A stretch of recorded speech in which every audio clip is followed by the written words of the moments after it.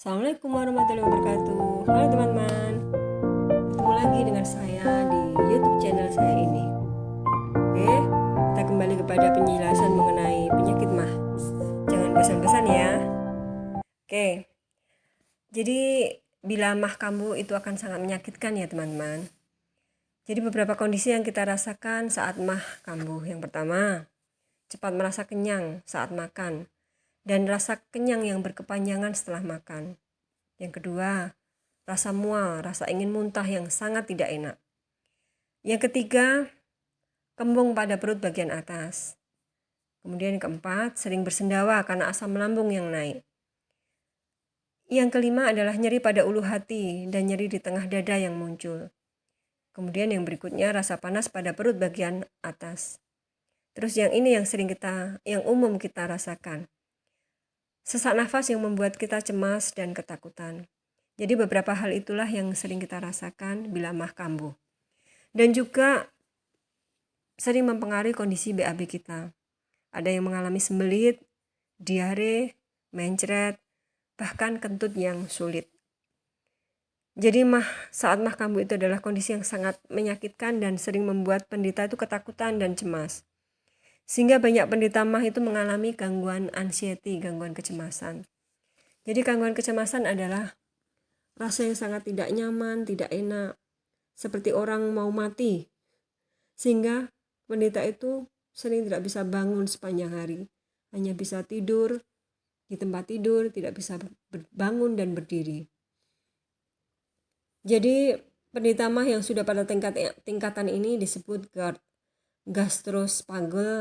gastroesophageal reflux disease. Jadi ini sudah pada tingkatan yang serius. Penderita akan mengalami heartburn, panas di dada karena asam lambung yang naik ke kerongkongan, mengalami sesak nafas, kesulitan untuk bernafas lancar, dan efeknya banyak penderita mengalami cemas yang tinggi.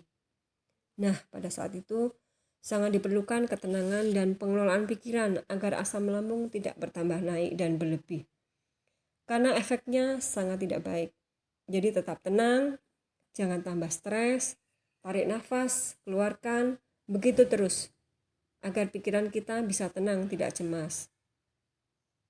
Dan segera beri pertolongan pertama dengan mengonsumsi obat-obatan yang bisa segera meredakan naiknya asam lambung.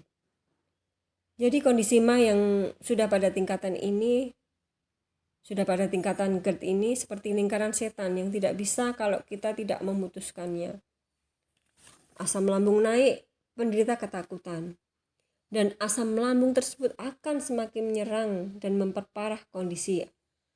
Akibatnya tingkat anxiety semakin parah, begitu seterusnya. Jadi asam lambung naik, penderita ketakutan.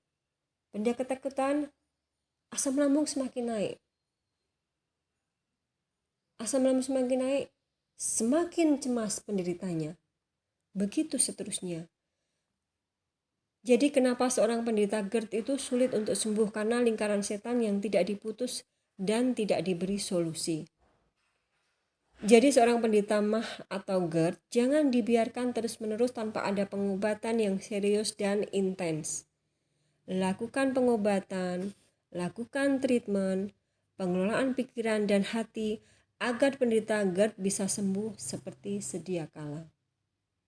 Oke, sampai di sini vlog saya kali ini.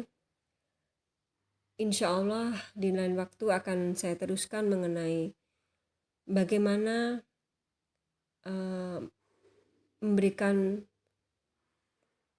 penyembuhan pada penderita GERD, bagaimana pengelolaan pikiran yang baik agar penderita GERD itu bisa sembuh seperti sedia kala. Oke, terima kasih.